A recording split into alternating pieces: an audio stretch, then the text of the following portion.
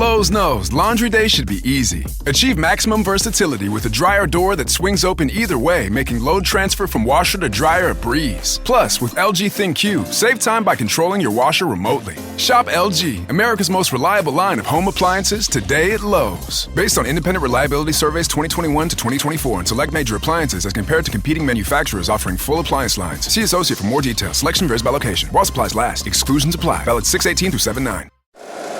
Every team, every topic, everywhere. This is Bleav. For fans wanting more than just the score, Warhawk Report dives deeper into ULM athletics with expert analysis, recruiting updates, behind-the-scenes access, and real-time updates. Whether you are a diehard fan or just curious about the Warhawks, we've got you covered. Subscribe today at warhawkreport.com. Smart coverage, real insights, all Warhawks. warhawkreport.com.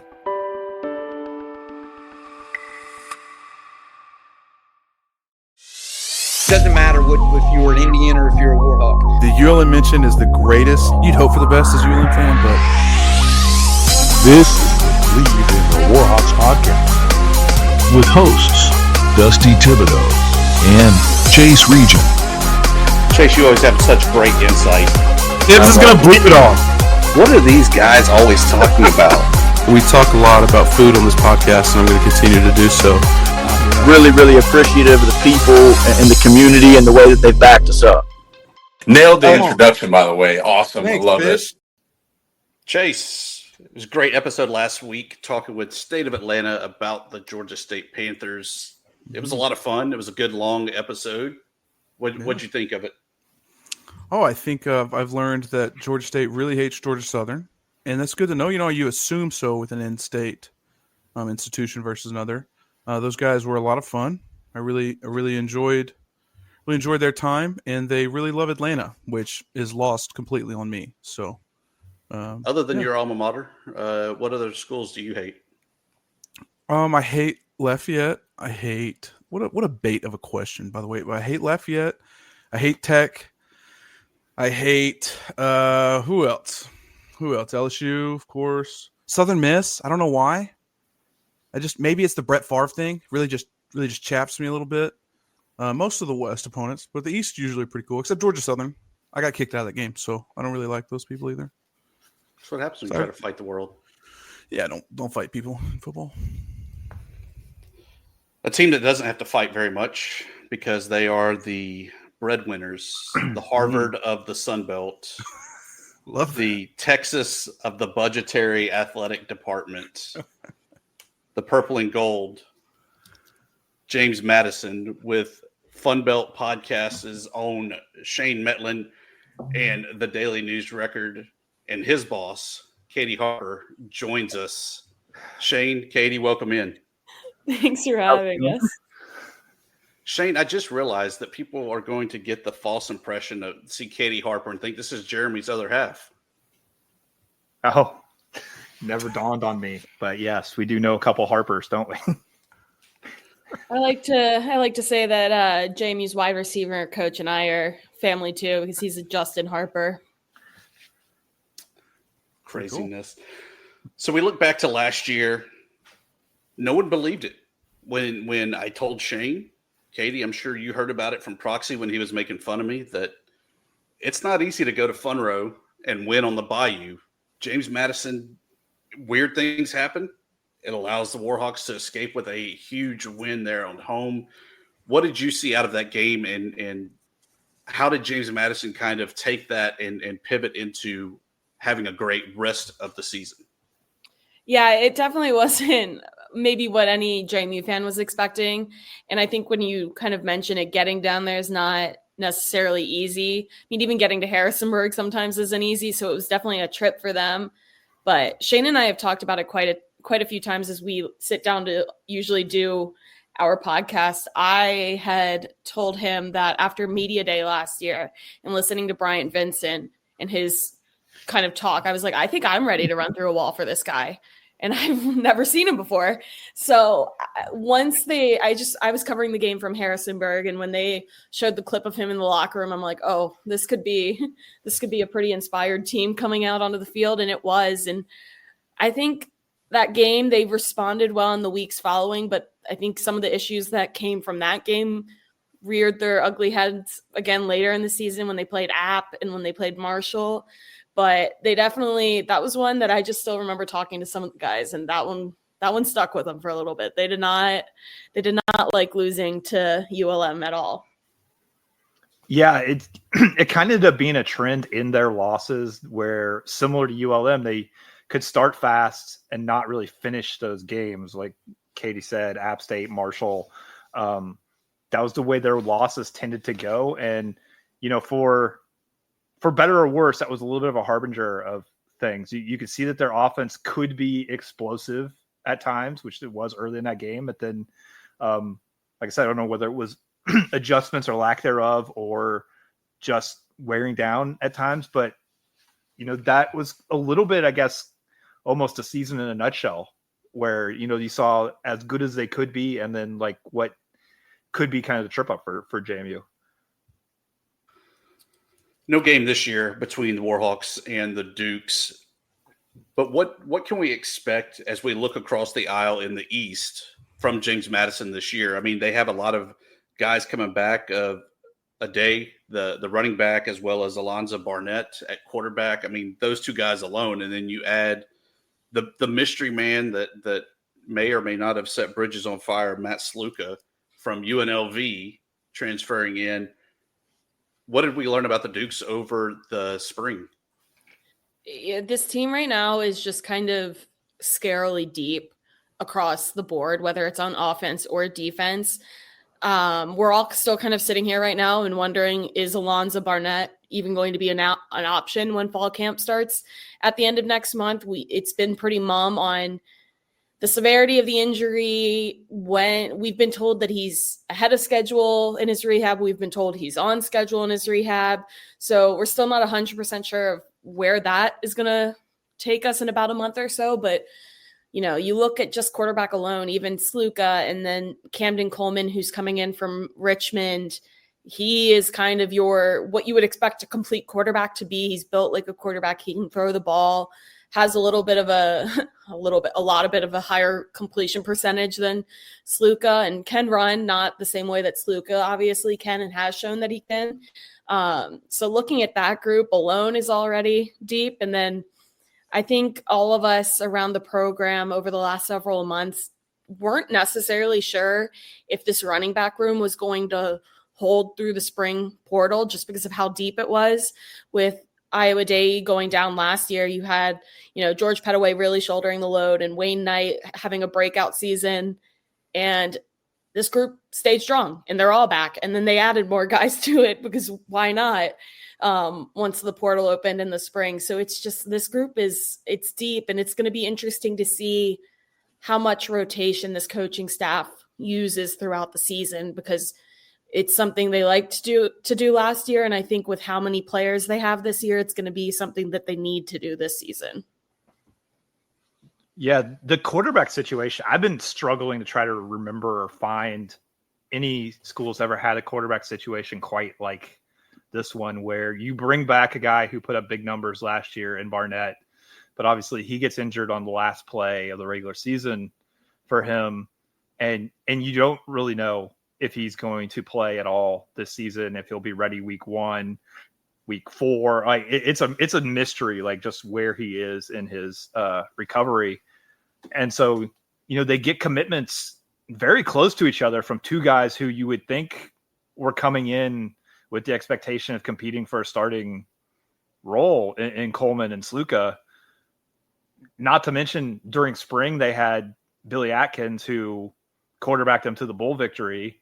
You kind of knew somebody was going to have to hit the portal because they just had too many quarterbacks on the roster. Atkins is gone. They still had the freshman, going to be a sophomore, J.C. Evans, who gives them a different look. He played really well in the bowl game. So, yeah, the whole quarterback situation, it's kind of, just who's it going to be? Like, you feel like you always kind of have a clue who the starter week 1 is going to be in this time, or who's competing for that job. And this time around, you don't necessarily even know who's really battling for that job. Did you guys sign a kid named Kick-fil-A? Yeah, he was here for a good 5 months, and he's Oh, really? now And he's already left. he did not. He's at Louisiana Tech. He transferred there actually, and Oh, yeah. he So we hate him too. he did not have a great spring. It was kind of one of those at the spring game where nothing seemed to be going right for him. Oh, tough. They had a punting drill and he couldn't keep it in bounds, and it got a little weird once the spring portal opened. He never posted anything that he was entering for the longest time, but all of a sudden JMU brought back the second string punter that they had last season. He didn't travel with them to the bowl game because he entered the portal before the bowl game even happened. They brought him back, and then they also picked up Louisiana Tech's former punter. So it was almost at this point just a trade between JMU and Louisiana Tech. So JMU now has, his name's Andrew Van Slyke, who was their punter, second string punter last year behind Brian Hansen, and Patrick Rea, who's the Australian punter. So both have pretty different styles to them too. But Kick-fil-A was a short-lived experience in Harrisonburg. Yeah, if I see a name like that, we're big, obviously with General Booty, which wasn't the best experiment for us in Monroe, but I just love we got some cool names, so I just love that. Tell me about your spring. Did you guys, Brian Vincent was really big on no media, really close practices, he wanted to kind of limit the transfers, and that's how he felt like it was the best way. Is that what happened there in Harrisonburg, or was it more open and spring game all? They're doing punting drills there. That's not primetime TV, but how was the spring for you guys? Chase, never dog the specialists, by the way. Specialists aren't people. Yeah. The specialists have a bit of a cult following at JMU. Usually it's a little, they're well loved in Harrisonburg, but spring practices, we'd usually go in, we'd have like an hour before they'd kick us out for an hour, and then we got to come back. Chesney's practices are a little chaotic all of the time, so no one really knows what's being practiced at what point sometimes. And even then, usually the stuff that they want to keep secret is when we're kicked out of practice, so we're not seeing too much. And I think at least this spring, we didn't have a roster with numbers until we sat down at the spring game. So half the time I'm standing on the sidelines trying to guess a player and trying to figure out who's who, because there was a lot of new guys and we just didn't have a roster at that point. So they didn't try. I wouldn't say they didn't try. They didn't really try to keep it too secret. But then again, I don't know what was happening when we were kicked out of practice. Yeah, I would say it seemed to be pretty typical how they handle media and stuff from the fall, from the year before. We haven't been around Chesney and his style as long as some people, but it didn't seem like they did anything too differently spring wise as far as trying to keep things a secret or anything like that. I know it's like you said, we heard the stories about Vincent really shutting things down, but it was pretty typical. I felt like is Chesney as much of a egotistical maniac as Signetti is or was during his time at James Madison? I would say Bob Chesney is a little bit more personable. And I always tell people too that it's I don't want to say that Kurt Signetti did it the wrong way, because obviously he's very successful. He's won a lot of football games for a reason and it works for him. But they're definitely getting Chesney involved. You feel like the head coach knows you a little bit more than Signetti did. They're just, Chesney is more often going to have a passing conversation with you. And I don't know if that's necessarily something Signetti would do, or if Shane has a different opinion on it. Yeah. Chesney's definitely more personable. He's more out in the community and stuff too. And I would say with Signetti too, at some point, maybe he flipped a switch a little bit and really kind of leaned into maybe being the wrestling heel type of personality to a degree. He was a guy who, I think when he first got to JMU, back to Elon, his previous time, he was just really all football all the time. I don't know that guy ever thinks about anything else. And there was a point, I think maybe it might have been when they hosted game day a couple years ago, and he was getting a lot of media attention and stuff. Like things just kind of flipped the switch, and he really played into that a lot more. Like, hey, I'm just going to put myself out there. I'm going to be cocky. It's going to get us attention. And that's a good thing for our program if we're getting some attention, and we'll do our best to back it up. And, it's two different strategies and approaches between those guys. And like Catie said, it's hard to say one's right or one's wrong because they both have won a lot pretty much everywhere they've been. So it is interesting that you can do it two different ways and kind of have two different approaches to it. I will. Yeah, Signetti said that. I win. Google me. Yeah. And you probably won't hear Chesney say, Google me. But, he may let you know in a little more subtle way that, like, he's done things pretty well, like, at his previous stops. I will say, I think for Signetti, too, maybe some of it was kind of getting accustomed to it because I covered his first game as JMU's – or I covered his first season. So his first home game as JMU's head coach, they won. And I just remember he walks into the press conference, he sits down, and he was like, I was just reminded that I am undefeated in this building. And it was just a solid jab at when Elon had beaten JMU the year before under his watch. So I think he always had that personality, but it definitely, I think, came out more on the national level toward the end of his final season in Harrisonburg. Yeah, he seems like a real piece of shit. You guys have the pleasure of hosting game day. I want to know more about that. I, obviously watch it, big fan of it. From the back end, what was kind of your experience watching it and being a part of it? It was crazy. I mean, I was a student at JMU when they came the second time in 2017, and that crowd alone was already crazy. But then being there in 2023 and seeing how big that crowd was just kind of absurd. And it was, I don't even think for me, I realized how big the crowd was until like later in the day when I got into the press box and I was seeing the overhead pictures of it. But it was super insane to watch, and just being able to, they have the media like behind the stage so you can see everything head on and see kind of the talking, and the crowd was loud, and it was quite a production. It was fun to see. I had the Jonas Brothers walk right by me, so that was like the peak moment of my day. That's awesome. I had to remind myself that I was working and I had to go cover a football game. Professional. After that happened, I'm like, I think I could go home. Yeah, it's impressive too, like from an ESPN standpoint, how they roll into town with these trucks. They basically get like a little village set up in the middle of a campus. They bring it in, take it down, do it all like so efficiently. They run like just, where everybody's supposed to be, where their talent's supposed to be, where their producers, where the people they hire locally to make sure everything happens. Like it's a well-oiled machine now that they've been doing it for a couple decades. And to put that on, have a traveling roadshow, there's someplace, they could be across the country in a few days. Like it's impressive because they're not packing it up into, cargo planes either. They're getting them on the trucks and they're going. Coming to your city. Yeah. So when we start looking ahead to this upcoming season for James Madison, it kicks off where there's going to be a lot of purple there with Weber State coming to town, then a trip to the real UL of University of Louisville, Liberty, and then later hosting Washington State. How do you see that non-conference slate kind of playing out for James Madison?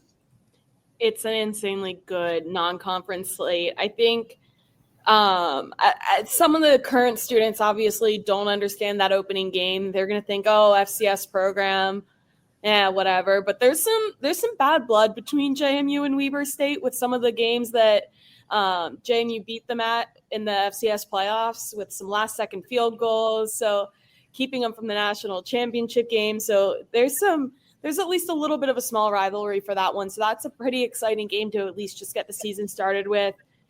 Louisville will be a good one after they played them a few years ago and it didn't go in JMU's favor at all. So I think it will be a better matchup this year. And Washington State is huge for its own reasons, with it being the biggest team to come to Harrisonburg and play. And then I think the one that every JMU fan has circled this year is Liberty. There is not love at all between the two schools, even on like a fundamental basis. Like it extends past sports for these two fan bases and alumni groups. So I think everybody's kind of excited for that one to get played, just because of hatred. And I think that's going to be a nice little rivalry week into what should be a good football game. Yeah, the Liberty game, really looking forward to that, just because, I mean, I think the atmosphere is going to be incredible.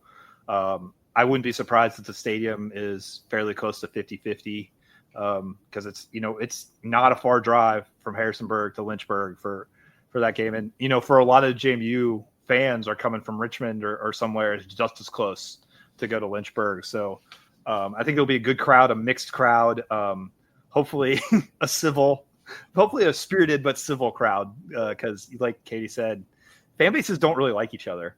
And, it goes back to a lot of things, but you can go back a couple of years ago. Liberty gets that Fiesta Bowl bid when JMU didn't, never got themselves like eligible for that because they were transitioning. You still just hear the debate of who was better that year between those two teams. And we'll never know. This will be kind of like hey, we'll settle something on the field this year, because it's been kind of like the best rivalry that didn't get played over the past couple of years. God himself spoke to Jamie Chadwell and blessed him. Yeah. You mentioned Signetti. It would have been on another level if Signetti was still around to go against Chadwell again, but the fans will have plenty of hate regardless of who's coaching. Without a doubt. Continue looking at the schedule, though, crossover games. You host Louisiana Lafayette, probably the team that will be the second team in the preseason poll when it comes out at Sunbelt Media Days that Shane Mettlen will not be at. And then a couple weeks later, they travel to San Marcos to say adios to the Bobcats in person. What are your thoughts there on the two Western games? I think it's a good draw. I really like the Lafayette one. I think that, who knows, maybe everybody sees it twice next year. You don't know. It could be the Sunbelt Championship game too. I think that will be a good tester for JMU to kind of see where it is in the conference, like for the Sunbelt race, just because, again, some of that non-conference schedule that we talked about, they could get hit a few times there. So I think both of those, good tester. Texas State a few years ago went in JMU's favor. Probably, I would say I'd expect it to probably go the same this season, but at the same time, similar to Monroe, maybe not the easiest place to get to from JMU, and maybe the travel day hinders them quite a bit. It's a Tuesday game too, so who knows, midweek, early week games, but good draw. I think this is a good one for them, especially after last season. They didn't necessarily perform as well as they probably would have in their two cross-divisional games. I just love that we're still in some MAC there on a Tuesday night. Yeah, that'll be an interesting experience. I don't know that, outside of maybe, I don't know if they had any, even if in the FCS playoffs or anything, if they had any Tuesday night games, that's going to be a new one for people in Harrisonburg. Yeah, they're terrible. I don't know why we do them, honestly. I'm already getting it from JMU's SID. He keeps telling me, he's like, Catie, come on, you're the JMU football beat reporter. You got to be there on a Tuesday. I'm like, okay, sure, I'll try. Sam, you say it's hard to travel to. It's a lot easier to travel to than Monroe. I'll give you that, because Austin has a large airport, and Monroe, obviously, as you know, has an airport. But it is a very beautiful place. I hope you enjoy your time down there in San Marcos. But you guys got to be feeling pretty good. I mean, those are two tough draws from the West. Obviously, they're going to be good football teams, and they're good athletic departments in general, I'd say, and that hurts to say about Lafayette, if I'm being honest. But other than that, I mean, the East, Marshall's a question mark. App State, I feel like can always be good or bad depending on how they wake up. You guys got to be feeling pretty good about being the favorites in the East and in the Sun Belt. I think JMU is entering this season.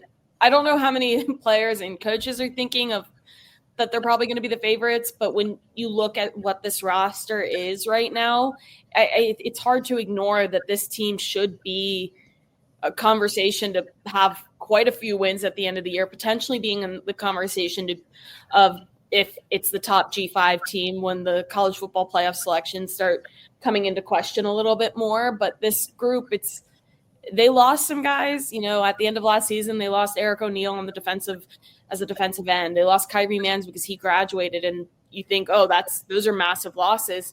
And they went out into the portal and found guys that believe that they can step in and fill those holes right now. And so I think it's a really, really good group, and it's not one that is going to take a step back. So I think 9-4 is pretty much the basement of what they should expect this year. Yeah, I feel like this team's going to be better. If they were playing the same schedule as last year, they would almost certainly have a pretty gaudy looking record. I think the question this time around is that non-conference change. Hold on. They'd still have a loss in Monroe, but I'm with you. They'd be good. No, but I'm just saying, I think they'll be better than they were last year. If they're playing that same schedule as last year, I think this would be almost certainly a 10-11 win team at least. And but this non-conference schedule is tough. Going on the road to Liberty, getting Washington State late in the season, obviously play an ACC team in Louisville.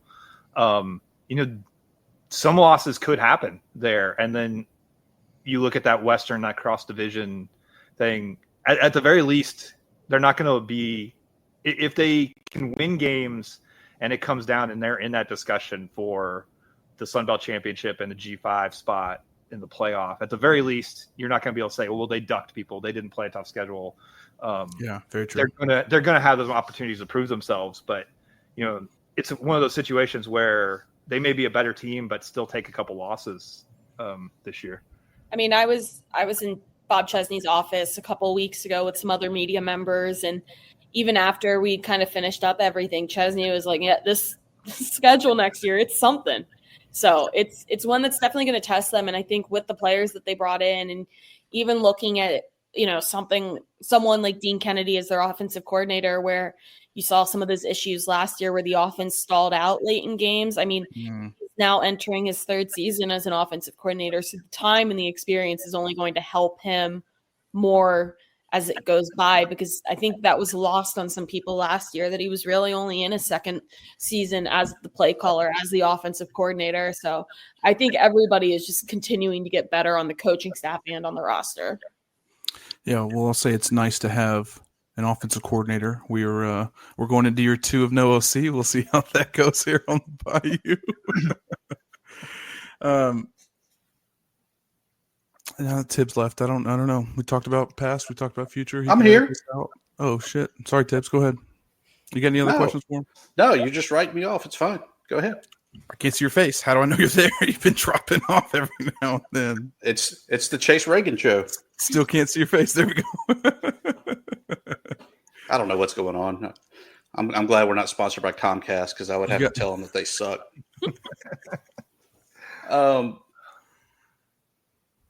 So I think the big thing in the elephant in the room there, we're getting ready to drop to 13 teams with Texas State all but out the door. What's kind of the vibe from the East teams as Texas State leaves, and the potential of Louisiana Tech, Western Kentucky being kind of the front runners, or do we stay pat at 13? I get the impression that a lot of people in the East wouldn't mind staying at 13 for a little while just to see what happens elsewhere. Even just like here in the past couple of days, like you start hearing maybe some rumblings. Oh, Rice might join Texas State in the Pac-12. So then there's another team from the AC gone, and Memphis wants to get out of there. If you wait around a little bit, maybe you watch another league kind of implode a little bit. Then maybe their best remaining teams are available, give you some other options. Never know. Obviously having the divisions the way they are now is really nice. It's clean. It works out. But I feel like the people in the East would probably like to just wait it out a little bit. If you go with 13 for a year, that's fine, and see what happens. I think Louisiana Tech, Western Kentucky, those options will probably still be there a year or two from now. Yeah, and kind of going off that, I'm excited to get down to Sunbelt Media Days next month. I'll be the DNR representative there. Sorry, Shane. But I'm excited to get down and just see what Keith Gill has to say about still being separate in West and East, because I know last year he was very firm in his belief that having divisions in the Sun Belt was a good thing. And I'm just curious to now see if Texas State leaving is going to start changing that a little bit, just because of the landscape of college football. And it's not heavily believed in that divisions are the way to go anymore. And so I'm curious to see if Texas State leaving changes that. But similar to what Shane said, I don't think the East schools are sitting here worrying too much about how many schools they have in the conference. Shane, I like the idea. Sorry, Catie, to leave you excluded on this, but we have our own Fun Belt podcast little group chat there. I like the idea, Shane, that we just, if we need to add a team to the West, we go West. We add Sacramento State, $35 million entry fee. It gives everybody in the leagues the ability to just cash out of your house settlement, so you don't have to worry about that. And there's enough to throw in the savings that maybe Jeremy can get his I Heart Sunbelt t-shirt this year at Media Days. Yeah, there was I don't know. You see how he's speechless? That's how he is on Fun Belt Podcast when you listen to it. When you bring up terrible ideas, yeah, I would be too. We did kind of toss around the idea of, like, if you have a couple of schools, maybe Sacramento State, maybe Liberty, that are fairly desperate to get in and willing to spend some money, maybe you ask for an exorbitant entry fee and see what happens. Like, half joking, half serious. Like, I don't know what the actual number would have to be before people would be like, okay, yeah, that works. But hey, maybe you could just ask for a crazy amount of money if these teams really want to get in. I don't know. And then what do you do when Sacramento comes up with the $100 million buy-in, though? If they come up with $100 million, I think everybody's fine with that. I was going to say, I think Liberty, there would still be JMU fans protesting it, even if Liberty was going to give $100 million. Ooh, Liberty's an interesting idea.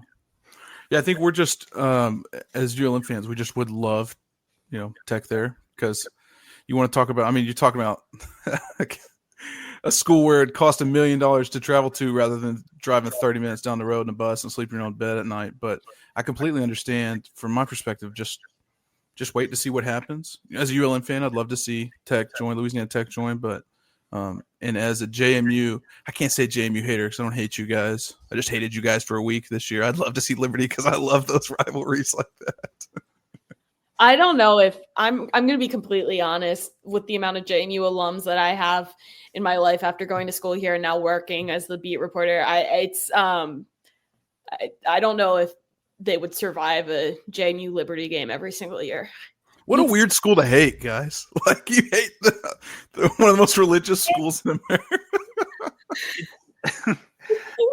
We could spend a whole episode going into like what it is about Liberty that kind of upsets people. It's not that it's religious. I think it's more like that there's a lot of hypocrisy and then some different things like I think it's important to remember too, these two teams have not played each other in football since 2014, and the hatred is just still as passionate as ever.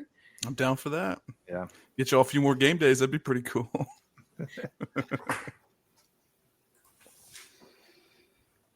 So the other thing, year one, Matt Roan as athletic director, what are the big differences that you've seen in his tenure? Because James Madison was already kind of the front runner, the leader for budget and everything else. What's he done to really push the Dukes further ahead even than everyone else? I think one of the interesting things that I don't know if Shane would I don't know if this is his thought as well, but he really used Jeff Bourne as a resource throughout his career so far as an athletic director. So I think taking over for Jeff Bourne in the last year, I think it's been a very smooth transition just because he looked toward JMU as kind of this, standard beforehand and wanting to learn from Jeff Bourne and how to kind of handle this job. So I think overall it's been a very smooth transition into his tenure leading the athletic department. And he's been, I would say, similar to Chesney on the football front. He's been very personable. They do coaches caravans now where he, Chesney, and then Shauna Regan and Preston Spradlin are going out to different cities around this area and meeting with alumni and really putting, faces to names. So I think he's doing a really good job of kind of leading the program into that more needing to be almost a business and making sure you're getting the money from the important alumni. Yeah. He was Bourne's choice for this job too. Bourne recommended him. He was involved in the whole search for that. So he's continuing a lot of what was already happening. I would say probably maybe the thing that jumped out to me maybe the most was there'd always been kind of talk about eventually expanding Bridgeforth Stadium, eventually make that old side of the stadium look like the new side, getting to have 30 to 40,000 seats. That was always a talk, always something that kind of was part of the conversation, but no commitment. Rowan almost immediately, didn't come right out and say he was going to do it, but he was saying almost immediately, dropping hints, I really like to build things. I think this is, a project we're going to look at. And it's been a year and they've already made significant steps towards doing that. It's on the master plan now. It's been brought to the Board of Visitors. They're looking to, use bonds to do it. It's a lot more of a tangible thing. So I think just how quickly he moved on that and is looking at some other ideas for fundraising and things. That's what really kind of jumped out to me as far as, Bourne. He knew he only had a few years left here recently. He had goals that he wanted to accomplish before he retired. One of them was getting into the FBS and getting into the Sun Belt and doing that. And then he ended up having to make a couple of hires. I don't think he necessarily expected to have to make right before he was done. But for the most part, he was kind of that last year or so. It was I got JMU where I wanted them to be before I retired. And now I'm going to hand it off to somebody. And Roan came in very aggressive. Yeah, Bourne there for how many years? It said in his second decade in his profile. 25? 5 years. 25 years is a crazy amount of consistency from an AD. Well loved still by JMU fans. He was there for 25 years because I think in the eyes of a lot of JMU fans, he was doing it the right way. And the move to the FBS kind of cemented that because he faced pressure for the last decade of his career for not pulling the trigger earlier and moving JMU to the FBS when some of the other offers came about. And I talked to him before I retired last year where he's yeah, I felt the heat. I felt the heat a lot. And now that I'm sitting here, he's I don't want to say it necessarily all the time, but he's it was kind of a, see, you guys should have trusted me. I was right kind of situation because he did. He ran the program well. And like Shane said, I think it was clear that Matt Roan was the guy that he wanted to take over after him. When I think of, obviously JMU in a general sense, I just think of so much consistency. In your opinion, why? How do you achieve so much consistency with the success of your athletic programs, with obviously you have an AD for so long? What contributes to things like that? I think Jeff Bourne as the AD for so long is part of it. Charlie King, who was the interim president this year as they were going through a hiring process for the new president, he was, before taking the interim president role, he was already high up in administration and oversaw the athletic department. And Shane and I have talked about this too. There are maybe a few poor coaching hires by Bourne. You could point to Lou Rowe at men's basketball back in 2016. But other than that, he just hired so well that the right people found their way to Harrisonburg for the most part at the right time, where you look across the board at so many different sports, they just were hitting the mark. And I mean, even outside of the revenue sports, you have a women's lacrosse program. It's the last, non-power conference to win the national title with JMU in 2018. And it's because he realized that he had an alum of the program that would make her one of the best coaches in the country. So I think a lot of it is credited to Bourne and Charlie King for making those right decisions at the right time. Yeah. And I think, the budget is obviously a big deal, and it's really easy to point to the student fees that are high, and it's a lot, but that also kind of signifies the whole thing that basically everybody at that school is on the same page as far as what they want the university to be like, what they want the athletic department to be like. And it goes from, the president and AD. And, she mentioned Charlie King, who was kind of like, for lack of a better team, he was kind of like the head accountant for the school for a long time. He was in charge of the money and figuring out how to get it. But people kind of complain about those student fees that don't go to JMU, but like not very many people who go to JMU complain about paying it because they like having the campus environment that they do. They like having the athletic programs that they do. And, the enrollment's rising. I think you hear the term that they vote with their feet here. Like if they didn't want the student fees, they wouldn't go to the games. They wouldn't enroll in the school, things like that. So I think that's been a big part of it. It's just like, it's a campus wide culture where pretty much everybody's on the same page. And I know, not every school has been able to kind of get that, agreement across the board on like, this is the vision for what we want here. And I will say, going off that, as someone who used to be a student at JMU, not that I was sitting as like a freshman in college looking at what I was paying for at what point. I went 4 years and never heard anybody talking about student fees. We all kind of knew, I knew going in, I'm like, okay, this is how much it costs a year to go to school here. I know this is what I'm going to have student loans wise once I get out of the school and what I'll need to pay back. But I was never looking at like an itemized receipt being like, oh, I don't want to pay that money for a student fee. It was just, I don't think it's really thought about too much. It's just kind of, I think you see a lot of people at the school bought into the culture, like Shane said. So even faculty and staff, they were never trying to sabotage student fees or anything like that?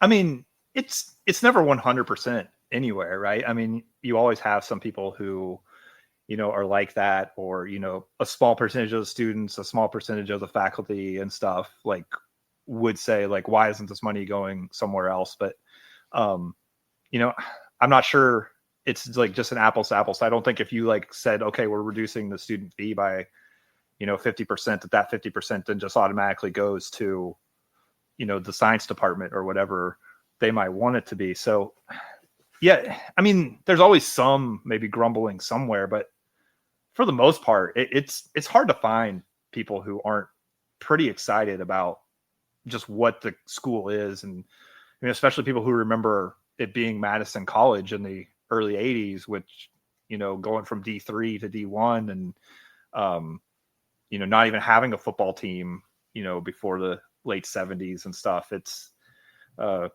think most people who love JMU love the direction that JMU has taken over the decades.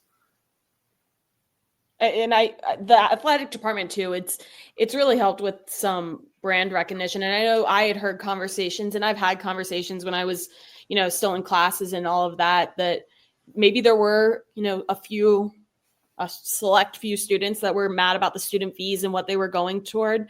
But I remember reading something, and I wish I could find it now, that just talked about how, once you hit the job market after college, like there have been studies done that show that if you go to a school with a good athletic department and a good football team, at times it can help you on a job application just because of the brand recognition. And it's more likely that they're going to know the school that you went to. So things like that, I think the athletic department obviously the university has grown itself too, but I think the athletic department has helped a lot of that. So you don't have too many people that are complaining about the student fees. And I will say too, obviously it's a situation too, where like they built it up and they're not trying to necessarily sustain or keep growing entirely on student fees. They're looking like, they want to get corporate support, probably if they expand the stadium, there'll probably be some sort of naming rights deal with that and things like that. They're trying to kind of expand their portfolio, so to speak, as far as like where the money's coming from and get away from that a little bit. But, as far as like building it to where it was, for the most part, it was a cultural thing. Like people wanted it this way. DNR Stadium, is that the naming right partner? Who knows? I don't know. That one maybe. Yeah. I mean, there's always like people, I think, sort of speculating about, which company has a JMU grad as a CEO? Let's take a look here. And, not to put any of those people on the spot, but, they're hitting up some of the more prominent alums to get a little bit more involvement in them, I think. Duck Dynasty Stadium would be really cool in Monroe. Yeah. I'm telling you, Tibbs. You know, they tried to do a camo turf, but I was there. Yeah, didn't work out. The cost, it was more of a logistic thing. The cost, because you had to have it hand sewn, all the different pieces to make the camo. So instead, we wore the shittiest jerseys ever worn in college football that year. Yep. I don't know. Sometimes I think you just swallow the cost and do it once. And when you need to replace this turf in 10, 15 years, then you go back to normal. Wait, turf's only good for 10 or 15 years? I forget how long it's good for. I wrote a story like 4 years ago about JMU replacing the Bridgeworth Stadium turf, and I tried to block that one out of my brain. I think it's 7. I want to say it's 7. I don't know. The ULM turf when I got there hadn't been changed in at least probably when freaking Jeff Bourne became AD, because it was brutal. We were tearing ACLs everywhere. You think it was hard to go this year? You should have tried in 2013, 2014. The season before JMU replaced the turf, they played a playoff game in November, and it was raining, and you just saw like huge puddles that could have been classified as like a pool in the middle of the field. And everybody, I think that was the game we all kind of looked at each other and were like, oh, okay, maybe they do need to replace this. That's all I have. Catie, we will see you in a couple weeks in New Orleans for Sunbelt Media Days, and we will send many pictures back to Shane, rubbing in that he is not there again, as always. Yeah. Sorry, I'll be Shane. watching some summer basketball. Yeah, I was going to say, he would be at a Sunbelt Basketball Media Day if they could on Zoom. I had that, yeah. And he rubs it in that we don't travel for Sunbelt Basketball Media Day, but we there's 2 of us on Funbelt Podcast, so we were able to double team on him for football. Yeah. We need more people to come to Pensacola in March. It needs to not be so far. And then Taylor Swift needs to not have a – wait, no, that was for our South Alabama football game. Never mind. Yeah, I couldn't go to the South Alabama game, Chase, because of Taylor Swift. T. Swift was in town? There were no flights that I couldn't fly anywhere, even out of the international Houston airport. I couldn't get any closer than Tallahassee, but there were no cars available there. And she was performing in New Orleans. I drove there with Corey Crow, Mike McGee, and Mike Hammett, and it's a really beautiful stadium and a really pretty town, but the drive there is awful. Sorry. We had talks of all, like both me, Shane, and then our photographer at the DNR going to Pensacola, but those talks kind of fell through. And I'm not going to lie. I'd been to Florida a few months earlier for the bowl game. I'm like, yeah, I'll stay back. Poor Shane. We know. No one wants to travel with Shane for that long. We get it. I did take our photographer along. Yeah, the photographer did go. It's always a good trip with Daniel. Awesome stuff. Well, can't thank y'all enough. Catie, tell us where people can see more of your stuff. I am on Twitter at Catie Harper, and it's Catie with a C. That's the biggest thing to remember. And I try and remember to tweet all of my articles, but that's usually where most will come through. Shane, where can we find you at the DNR? Yeah, it's I don't even remember what my Twitter handle is, but dnronline.com/sports. You can read both of us there, read a bunch of JMU stuff and Sunbelt stuff and follow along there. I feel like at Shane_DNR Sports. Yeah. I was going to guess that. I knew it had like that. Come on, Shane, you got to get that right. I knew it had that combination of stuff in it. I couldn't remember the order off the top of my head. That's it, Shane. We don't get to hear your beautiful voice anywhere else. Oh yeah, there's the Purple and Bold podcast. You can listen to Shane and me on that. Yep. That's it. That's the only podcast you have. One worth it, huh, Shane? Yeah. Well, speaking of Liberty, I go on a Lynchburg radio station on Monday. So you're a busy man. I think you should have a couple more shows there under your belt, Shane. Okay, yeah. Check us out on the main Funbelt podcast too, on the same feed as this one. So Thanks, Shane. I look forward to our next discussion. All right. Shane, miserable at plugging, man. I'll tell you what, Catie, great. You good job spelling your name because it's spelled wrong, but Shane, that was awful. Shop the Sherwin-Williams 4th of July sale and get 30% off paints and stains June 27th through July 7th. With prices starting at $34.29, it's the perfect time to transform your space with color. Whether you're looking to revamp your interior or exterior, we have you covered with bold hues, soothing neutrals, and everything in between. Visit your neighborhood Sherwin-Williams store or shop the sale online. Delivery available on qualifying orders. Click the banner to learn more. Retail sales only. Some exclusions apply. See store for details.